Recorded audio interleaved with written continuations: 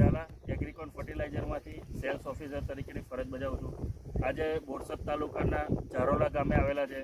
આપણે પ્રગતિશીલ ખેડૂતને આપણે એમને પાયામાં જે ડાંગરનો પ્લોટ છે એમાં એમને જે આપણી એગ્રીકોનની માઇક્રોસેલ અને સ્ટાર કીટ આવે છે એ એમને વાપરી છે। તો આપણે એમના મુખ્ય આપણે સાંભળીએ કે એમને શું રિઝલ્ટ મળ્યું છે એનું। મારું નામ હિતેશભાઈ રમેશભાઈ પટેલ છે। મેં ધરુવાડિયામાં પાયામાં માઇક્રોસેલ અને સ્ટાર કીટ વાપરી, એનું આ રિઝલ્ટ મને દેખાય છે।